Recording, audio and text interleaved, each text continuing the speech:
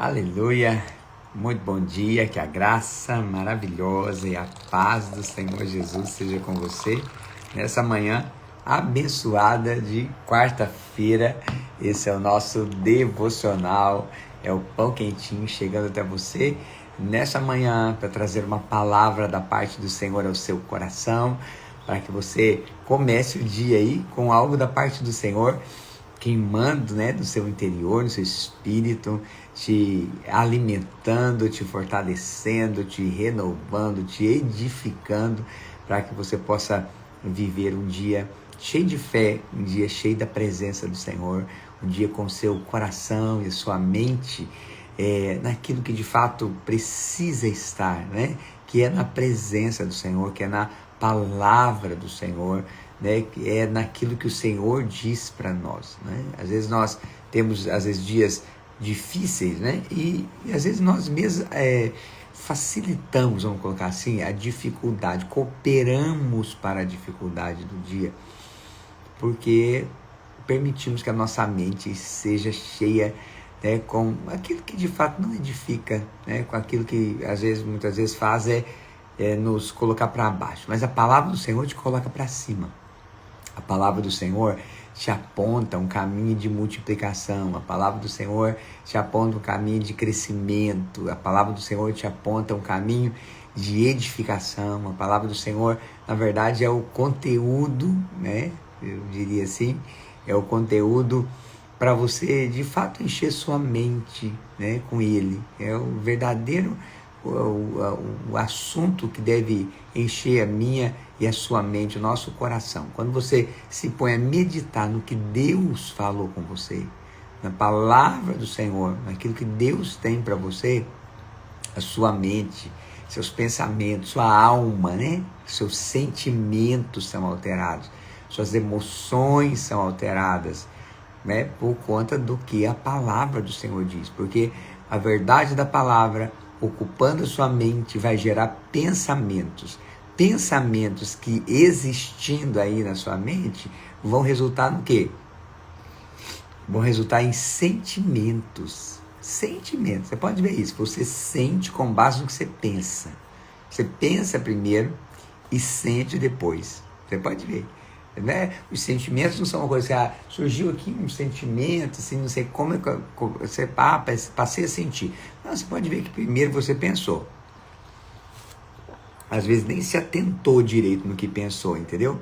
Nem se atentou, mas pensou. E aí esse pensamento, se ficou na sua mente aí, vai gerar um sentimento.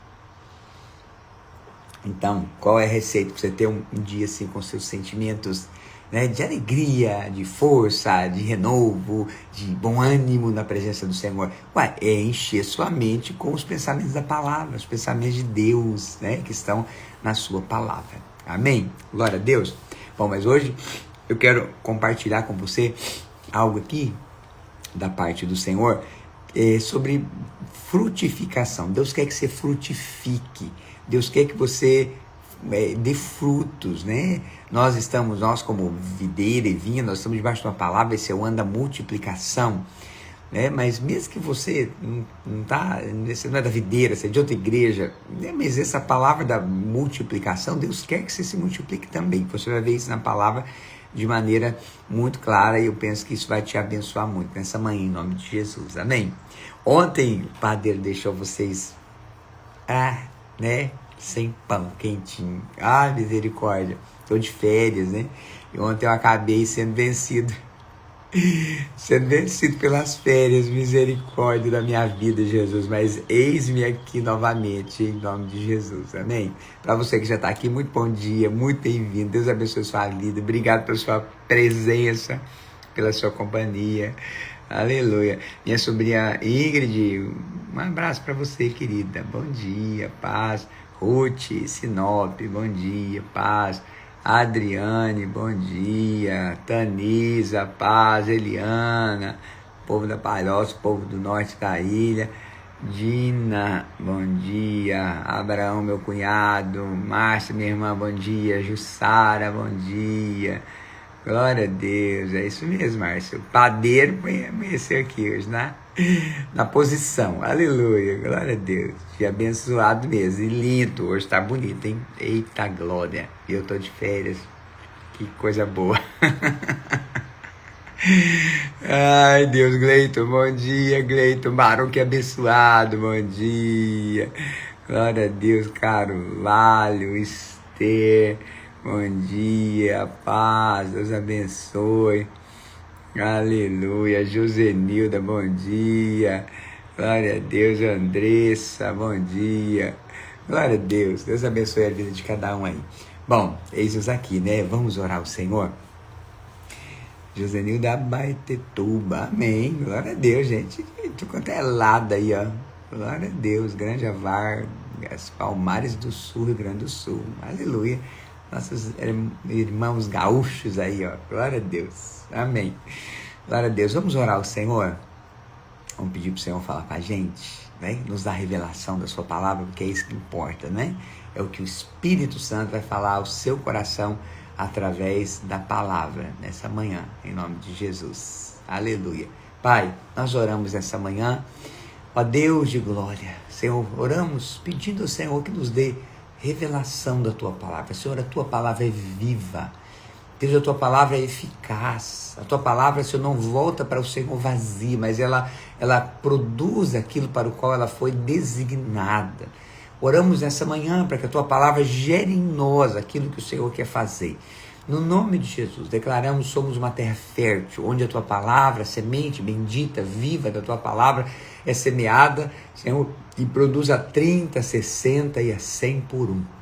Declaramos essa é a verdade a respeito de nós, sobre a nossa vida, nessa manhã, em o nome do Senhor Jesus nós oramos. Amém. Glória a Deus. Aleluia. Ok, olha só. Abre comigo aí a sua Bíblia em Romanos capítulo 7, né? Nós vamos seguir aqui de onde nós estávamos antes, Romanos capítulo 7.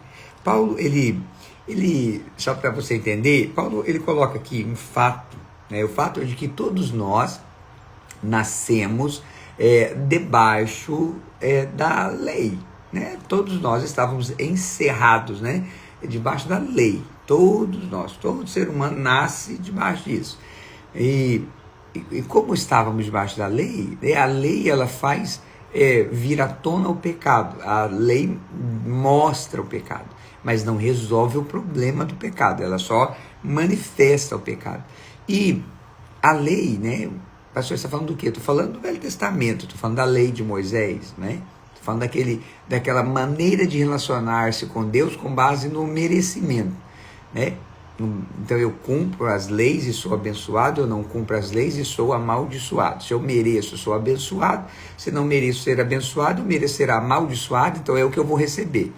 Então, se eu quero ser abençoado, eu preciso ser digno dessa bênção. Isso é lei, entendeu? A lei é isso, Deus abençoa quem merece. No Evangelho não, no Evangelho Deus abençoa quem crê. Quem crê. Nós somos salvos porque cremos, não porque merecemos, né? Se você nasceu de novo, você sabe, a primeira e maior de todas as bênçãos, você recebeu ela como? Você não recebeu a salvação porque você fez alguma coisa poderosa, né, digna de ser salvo. Não, você recebeu porque você creu. E vamos ser honestos aqui, irmão. Nós não... Como você foi salvo no seu melhor momento de vida? Vamos ser honestos.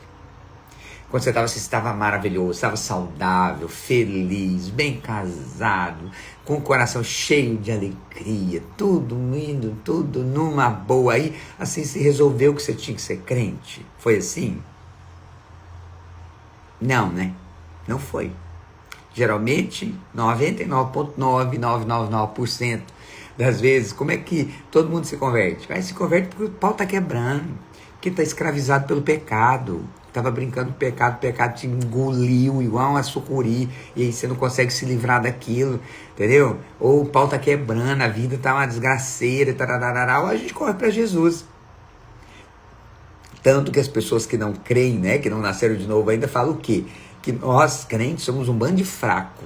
A gente é um bando de fraco, a gente não dá conta de enfrentar a vida e corre para a igreja. E eu vou te falar, olha, eles não estão errados, não. Eles não estão errados, não. E eu vou te falar, graças a Deus, porque a gente é fraco mesmo. Porque se a gente fosse forte, a gente estava lá no mundo, falando assim, não, eu não preciso de Deus. Deus é uma anestesia psicológica e emocional. Esse negócio de Deus é para... Não, eu dou conta da minha vida. Eu não preciso de estar mexendo com o negócio de Deus para dar conta de viver.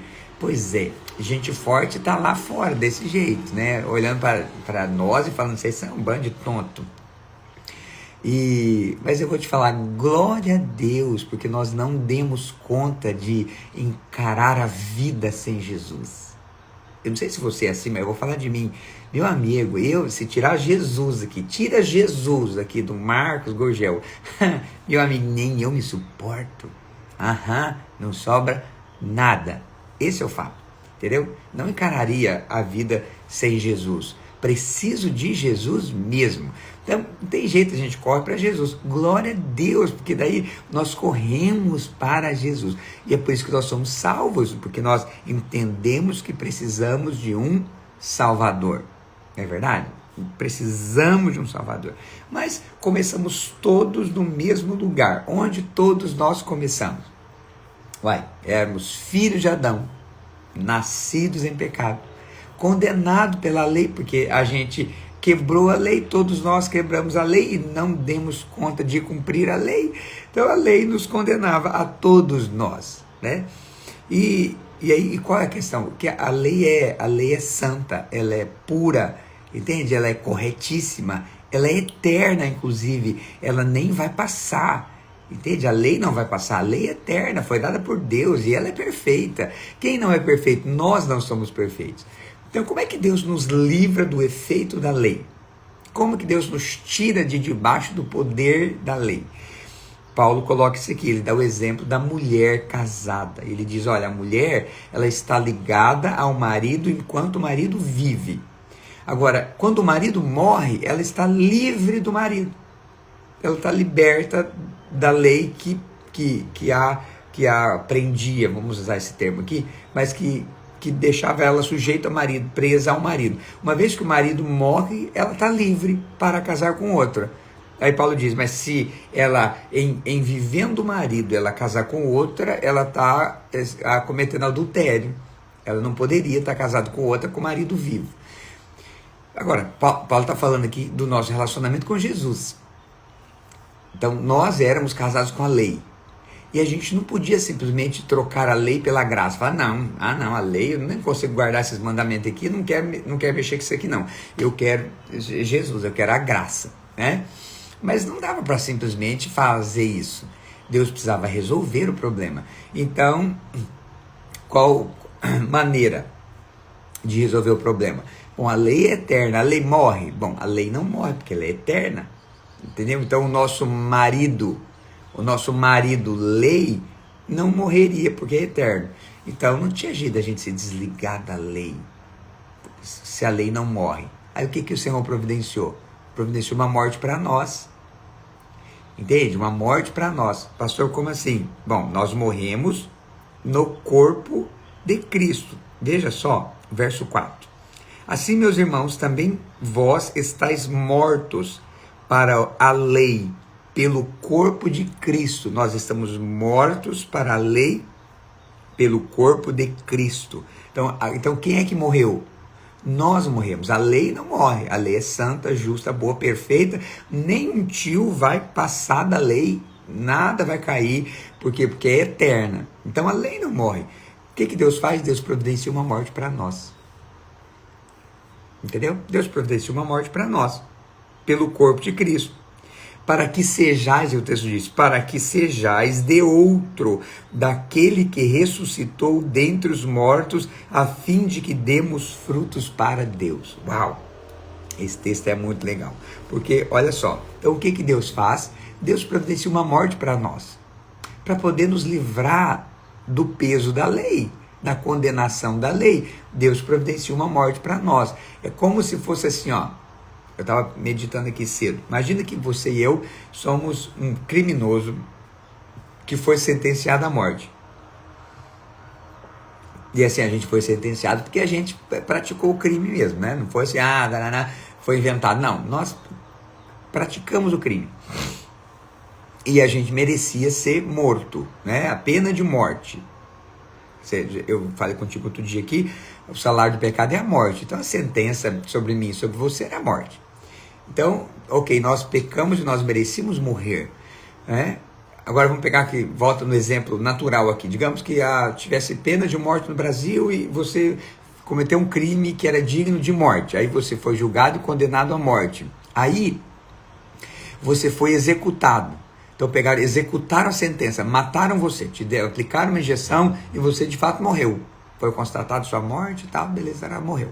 Tiraram você lá da salinha, levaram lá no ML para dali resolver a questão do seu corpo. Aí você ressuscita. Entende? Aí depois de morto, a sentença executada sobre você, você ressuscita. Entende? Você ressuscita. E agora você ressuscita e a dívida que você tinha foi quitada. O seu débito foi pago, porque você tinha que morrer e você morreu. Entende? Agora você está livre. Você está livre. E aí eu vou te falar, você está livre sem a justiça deixar de ser justa. Por quê? Porque você pagou o seu débito. E a mesma coisa a sua salvação. Às vezes a gente pensa, né, que Deus assim, passou onda na nossa cabeça. Tadinho, você é tão queridinho, né? E tal, imagina, não resistia a essa sua queridência. Então eu vou te perdoar, eu vou te salvar, vou te levar para o céu. Não tem essa conversa, irmão. Não é assim, não é. É assim, ó, Deus te amou tanto, Deus me amou tanto, que Ele pagou a conta, Ele providenciou a maneira de o nosso débito ser quitado para que de fato nós pudéssemos ser salvos. E qual é essa maneira? Essa maneira é nos inserindo em Cristo, na morte de Cristo, porque daí eu e você morremos para a lei. Aí nossa conta, nosso débito, nossa dívida é realmente pago, porque se o salário do pecado é a morte, eu e você temos que morrer. Entende? Nós temos que morrer. E Deus providenciou uma morte para nós. Como que Deus providenciou uma morte para nós? É o que Paulo coloca aqui, ó. Nós estamos mortos para a lei pelo corpo de Cristo. Nós fomos inseridos em Cristo. Quando Cristo morreu, nós morremos. Por isso, a Bíblia diz que nós já passamos da morte para a vida. Eu tenho que te dar uma notícia boa aqui, ô crente abençoado. Olha aqui, você não tem que ter medo da morte. Você não tem que ter medo da morte. Não tem que ter medo. A morte para você, meu amigo, a morte para você é assim: estou na sala do lado de cá, eu passo essa porta para a sala do lado de lá. É assim, eu já tenho a vida eterna aqui e agora. Estou aqui no mundo físico, natural, de uma vida que é passageira aqui, e estou indo para a eternidade. A morte para mim e para você, a gente passa desse tempo aqui, dessa realidade aqui natural, física e passageira, para de fato o estado eterno, que é o nosso futuro. Entende? Mas a morte para mim e para você não é uma coisa assim, a qual nós devemos temer, assim, ai meu Deus, a morte, né? Não, porque a morte já é passado para você, entendeu? Você já passou da morte para a vida. Ah, pastor, então eu deveria desejar morrer? Mas claro que não, mãe. Não, você não deve desejar morrer. Você deve desejar frutificar intensamente, viver tudo que Deus tem para você. O propósito eterno de Deus para você nessa terra, mas sem medo da morte. Entende? Sem medo da morte, porque a sua morte mesmo, já foi executada. Entende? A sua e a minha morte já foi executada lá no Calvário. Jesus morreu no meu lugar e no seu. Jesus desceu ao inferno no meu lugar e no seu. Entendeu? Jesus desceu em nosso lugar. Então aquilo que era o nosso castigo, a nossa condenação, Ele levou sobre si. E eu e você ficamos com o quê, pastor? O que nós ficamos agora? Nós ficamos com a graça. Sim, nós ficamos agora com a graça, nós ficamos com o evangelho da graça de Deus, com essa verdade poderosa que Deus nos ama e providenciou a nossa salvação. E nós ficamos, sabe com o quê? E aí é onde eu quero entrar aqui com você nessa manhã. Porque Paulo diz assim, ó, que nós estamos mortos para a lei pelo corpo de Cristo, para que sejamos de outro, daquele que ressuscitou dentre os mortos, a fim de que demos frutos para Deus. E aqui esse texto é poderoso porque Paulo ele começa aqui o capítulo falando de casamento. Então, uma esposa casada lá com um homem, com o marido, ela é do marido, ela tem intimidade com o marido, tem relacionamento com o marido, não é verdade? E desta intimidade, desse relacionamento íntimo, próximo, vai resultar o quê? Os filhos, não é verdade? Os filhos são resultado do relacionamento, da intimidade. Aí, o que Paulo está dizendo aqui? Que nós morremos para a lei. Então, nosso antigo marido, nós morremos para esse antigo marido, que era a lei, né? E nós agora somos de outro. Nós somos, pertencemos a outro, daquele que ressuscitou dentre os mortos, a fim de que demos frutos para Deus. Então, qual é a figura que eu queria ressaltar para você aqui nessa manhã? Sabe, nós morremos para a lei, nós morremos para o pecado, para termos relacionamento com Jesus, intimidade, porque se a figura aqui é casamento, e a figura aqui é casamento, né? Não é outra coisa. A figura colocada, usada por Paulo aqui é a figura do relacionamento, do casamento. Não tem nada mais íntimo na nossa história, é verdade? Se você tem filhos aí, então a gente sabe, bom, relacionamento com filho é um relacionamento próximo, é relacionamento com o filho, é relacionamento próximo, pai e filho, é um relacionamento próximo. Mas nada se compara ao relacionamento de marido e mulher, é verdadeira intimidade mesmo, é marido e mulher. Quem realmente sabe, acessa você completamente é seu cônjuge, entendeu? E Paulo está usando aqui a figura do casamento para descrever nosso relacionamento com o Senhor Jesus. Então, nós somos libertos da lei para sermos de Jesus, para termos intimidade com Jesus. E é intimidade com base na graça, entendeu? É intimidade com base na obra lá do Calvário, da morte substitutiva de Jesus no nosso lugar, do fato de que ele pagou a nossa conta. Nosso relacionamento agora não é um relacionamento para ver se a gente merece. A gente não vai agora se esforçar para ver se a gente merece, porque a gente já sabe o que a gente merece. Vamos até aqui meu boné. Você já sabe o que você merece, irmão. Te falei outro dia que nunca queira o que você merece. Nunca fala assim, Senhor, eu não mereço tal coisa, por que eu estou passando tal coisa? Você vai mesmo sair com essa conversa de merecimento. O que você merece? Seja honesto. O que você merece? O que eu mereço? Entendeu? Não, nós merecemos um raio na nossa cabeça. Entendeu? Pelo nosso merecimento, a gente não merece nada não. Entende? Então, nosso relacionamento não é com base no merecimento. Não, é com base na graça. É isso aqui, você saber, para que eu pudesse ser de Jesus, para que eu pudesse ser do Senhor, ele precisou providenciar uma morte para mim. E para providenciar uma morte para mim, ele precisou enfrentar a morte. Irmão, nós não temos noção do que é isso. Nós não temos noção. Eu fico pensando, como é que espanto vai ser a eternidade para nós? Que espanto. A eternidade vai ser um espanto.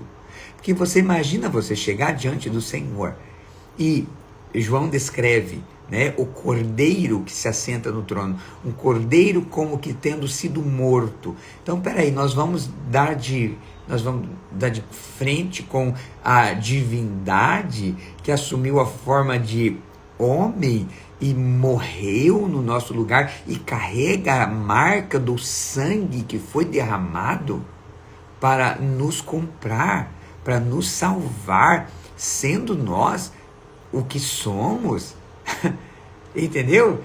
Tendo nós a capacidade de fazer tudo que a gente já fez, entende? Pastor, você está me acusando. Não, eu não estou te acusando, então eu estou me acusando. Vai, esquece, você é lindo, maravilhoso, você é santo, você tem até uma asa nas suas costas, entendeu? Mas eu não tenho asa nas minhas costas, não.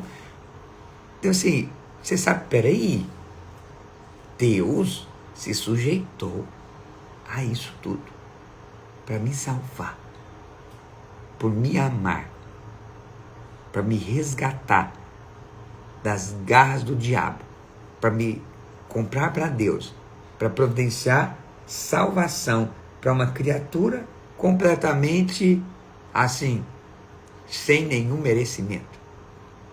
Sabe, o céu vai ser espantoso para nós, porque nós vamos dar de cara com o amor. Entende? A visão do Cordeiro vai ser a visão do amor. Agora, eu e você não precisamos esperar aquele dia para ter esse espanto no nosso coração. O espanto do amor. Esse espanto pode encher sua vida hoje, seu coração hoje. Esse dia, esse pode ser um dia, sabe, assim, marcado por isso, que você vai viver esse dia com o seu coração deslumbrado. Meu Deus, como é que pode Deus me amar tanto assim? Uau, a ponto de morrer por mim, né? De ser humilhado e ser chicoteado e passar tudo aquilo por amor a mim. Uau! Aí como Paulo diz, sabe, se Deus não negou ao seu próprio filho, o seu próprio filho antes por todos nós o entregou, como ele não nos dará juntamente com ele todas as coisas? Sabe, é o espanto de alguém que olha para o céu e fala: uau, Deus não negou entregar o filho para morrer por mim. Ele não negou de dar o filho. Meu Deus, se ele não negou de dar o filho, como que ele negaria de me dar uma cura? Como que ele negaria de me dar um serviço? Como que ele negaria de me dar, sei lá, a capacidade de fazer tal coisa que eu gostaria de fazer e não tenho? Entende? Poxa, ele não negou o próprio filho, como ele não te dará juntamente com o filho todas as outras coisas? Porque as outras coisas são infinitamente menores e sabe, insignificantes perto da sua salvação. E a sua salvação, ele já providenciou, ele já deu.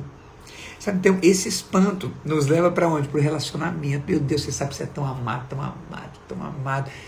Sabe, se você sabe que você é tão amado, você vai querer o quê? Se relacionar com ele. Entende? Relacionar-se com ele. E aí ele deixa de ser uma rotina dominical. Entende? Uma rotina de quarta e domingo. Entende? E passa a ser um relacionamento que enche a sua vida, que enche os seus dias, entende? Que enche a sua rotina e que toma conta tudo. Então agora na sua vida tem ele, entende? Tem ele, porque o seu coração respira ele, porque seus pensamentos estão nele, porque não tem nada melhor nesse mundo do que o amor dele por você. Isso te leva para a intimidade, e a intimidade gera o quê? A multiplicação. Então, olha aqui, nós estamos no ano da multiplicação. Ok, então, olha, você precisa se dispor, estar consciente e disposto a ter relacionamento com o Senhor. Intimidade. Entende? A frutificação vem da intimidade. Da intimidade. Se você é casado, e você sabe, se você tivesse casado com o seu cônjuge e não tivesse tido intimidade, não importa se a sua certidão de casamento é correta, se o cartório que casou vocês é correto, se tinha um monte de gente na festa, se você tem até um álbum de fotos do seu casamento, se não houvesse intimidade, não haveria frutificação. Pastor, por que você está falando isso? Por conta da sua vida espiritual, meu amigo. Olha aqui, não basta você, sou crente, sou batizado, aleluia. Não, vou na igreja no domingo. Eu sinto lhe dizer que esse relacionamento aí não vai resultar em frutificação aí. Não vai. Pastor, por quê? Tá, vou te dar um último exemplo, a gente ora, porque meu tempo já explodiu aqui, já deu 7 horas, misericórdia. Olha aqui. Olha aqui. Culto de domingo é igual almoço de família. Almoço de família. Se o seu relacionamento com o seu cônjuge se resumisse em você assentar-se junto com o seu cônjuge na mesa do almoço de domingo da família, entende? Ali, sei lá quantas pessoas reunidas, vocês teriam filho? Sentados à mesa com toda a família? Com todo mundo, com a multidão. Vocês iam ter filho? Não ia ter filho, você não ia ter intimidade na frente dos outros aí. Então não ia ter filho aí. Pastor, por que você está falando isso? Porque olha aqui, crente, para você gerar os frutos do Espírito em você, para você gerar frutos como resultado da vida de Deus em você, você vai precisar de ter intimidade com Jesus. E ela não acontece na multidão. Ela não acontece na multidão, ela acontece no particular, ela acontece no individual, ela acontece na sua busca, entende? O seu tempo com Ele, sua busca por Ele, seu coração ansiando e desejando por Ele, devotando tempo a Ele, investindo tempo no seu relacionamento, você e o Senhor. Você e o Senhor. Pastor, mas se eu for orar, eu assim não tenho muita coisa para falar, já logo acaba as palavras, então é por isso que eu gasto pouco tempo com Deus. Mas você só tem pouca palavra porque gasta pouco tempo. Comece a investir mais tempo. Não sei muito o que orar, então ore a parte que você sabe e lê mais Bíblia. Entende? Cante canções, coloque uma canção de adoração, adora o Senhor, você sozinho aí no seu quarto, adora Ele, entende? Invista tempo. Eu vou lhe falar, é desta intimidade que vai vir a frutificação. E eu termino dizendo para você, esse ano vai ser um ano de muito fruto, um ano de muito resultado em Deus, na sua vida, muita frutificação de Deus na sua vida. E o caminho é o caminho da intimidade. Entende? Do relacionamento, da intimidade. Defina, nós estamos começando um ano, por que você não define um tempo de devocional seu? Entende? Você tem hora para tantas coisas, né? Você tem rotina para tanta coisa, isso mesmo, é você e Deus, mais ninguém. Então, precisa ter esse tempo. Qual é o tempo? Que é você e Deus e mais ninguém. Entende? Precisa ter esse tempo.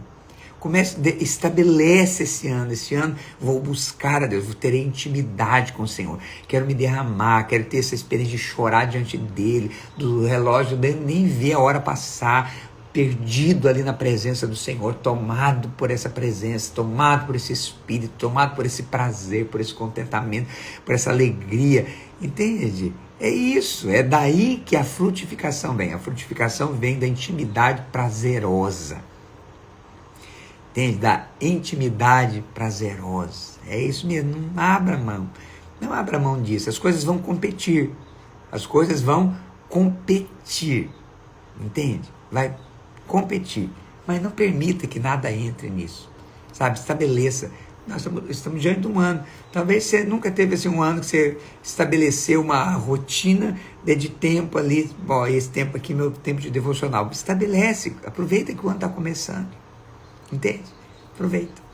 Esse ano que passou, eu estabeleci, desde o início do ano, que eu buscaria o Senhor e me levantaria pela manhã, às 5:30 da manhã. Entendeu? E tem sido minha rotina, então, desde lá.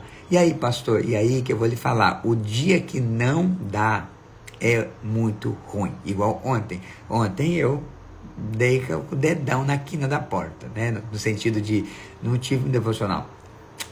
Muito ruim. Mesmo que tô de férias, né? Tô com a minha família, que bom, glória a Deus. Mas nada disso preenche. Nada disso preenche. O que você está querendo dizer, pastor? Exatamente o que eu estou te dizendo. Olha aqui, esposa não preenche o espaço da presença do Espírito. Filhos não preenchem o espaço da presença do Espírito. Estar em uma praia linda, maravilhosa, com o céu ensolarado, não preenche o seu tempo de comunhão, de relacionamento com o Senhor. Nada preenche. Nada preenche. Então, vou terminar dizendo para você, talvez você está cansado de ficar correndo atrás do vento. Por quê? Porque você está correndo atrás de um monte de coisa, tentando preencher, né, dar um significado, uma alegria, um prazer, um contentamento, sabe, com coisas que jamais vão dar conta disso. Se você nasceu de novo, meu amigo, só tem uma coisa que vai de fato preencher você. É tempo de comunhão e de intimidade com aquele que morreu para poder casar com você, o Senhor Jesus, para ter intimidade com você. Então, desfruta disso. Aproveita disso nesse ano, que seja um ano de muita intimidade, para que também seja um ano de intensa frutificação em todas as áreas da sua vida, em nome de Jesus. Amém. Vamos orar? Pai, eu oro nessa manhã. Oh, Espírito Santo, eu oro nessa manhã por mim, oro pelos meus irmãos, Senhor, para que nós tenhamos revelação de fato disso. Senhor, e não aconteça nas nossas vidas de que a gente, Senhor, simplesmente avance pela vida, ocupando nosso tempo, nossa atenção, nossas energias, Senhor, com aquilo que não vai nos preencher, não vai gerar a verdadeira frutificação, que é a obra do Espírito. Ó Senhor, que nesse dia nós possamos ser atraídos por esse amor tão irresistível do Senhor por nós, tão maravilhoso, que esse amor nos atrai o nosso coração e nos leve, Senhor, a de fato devotar o nosso tempo, a nossa atenção, a buscar o Senhor. Sermos cheios do Teu Espírito, cheios da Tua Palavra, Pai, em nome do Senhor Jesus, no nome de Jesus, que esse ano, Senhor, seja um ano onde nós vamos ter, Senhor, muita intimidade com o Senhor, um relacionamento com o Senhor, desfrutar dessa presença maravilhosa, Senhor, desse amor maravilhoso, Senhor, e ver os frutos dessa intimidade, os frutos desse relacionamento, primeiro na nossa transformação. Nós precisamos ser transformados à imagem do Senhor Jesus. Precisamos entrar na forma. Senhor, não queremos ficar na forma do mundo, queremos entrar na sua forma. Mas Deus, queremos ser transformados e queremos gerar frutos. Queremos ganhar almas para o Senhor nesse ano, batizar pessoas nesse ano, ser instrumentos de salvação, de transformação, de libertação nesse ano. Queremos também, Senhor, frutificar na nossa vida financeira, na nossa saúde, em todas as áreas. Senhor, e sabemos que a fonte é uma só, é a sua presença. Atrai-nos para esse lugar e cativa o nosso coração nesse lugar, para que possamos de fato viver um ano intenso de multiplicação e frutificação na Tua presença. Em o nome do Senhor Jesus é o que eu oro. Amém e amém. Glória a Deus. Amém. Deixa eu orar abençoando seu dia. Pai, eu abençoo o dia do meu irmão, da minha irmã. Senhor, guarda eles nesse dia, livre do mal, acampa os teus anjos ao redor de cada um, Senhor. Cobre com teu sangue. Senhor, e dá um dia de vitória, de alegria. Senhor, um dia onde a tua voz vai ecoar dentro do coração de maneira tão poderosa e tão profunda, que vai levar cada um aqui a viver esse dia desfrutando da intimidade, do relacionamento, da comunhão com a sua presença. É o que eu oro, eu os abençoo em nome do Senhor Jesus. Amém e amém. Glória a Deus. Amém, queridos. Bom, nós vamos ficando por aqui. Você sabe, esse vídeo fica aqui no meu Instagram, depois você vai lá, se você puder, curte, comenta, compartilha. Essa palavra te abençoou, então multiplique a bênção, ok? Compartilhando isso com os outros depois. Uma maneira de você fazer isso é compartilhando esse vídeo que vai ficar salvo aqui, ok? E amanhã a gente volta com mais um pão quentinho, direto do céu, para o seu coração. Até lá, que Deus te abençoe.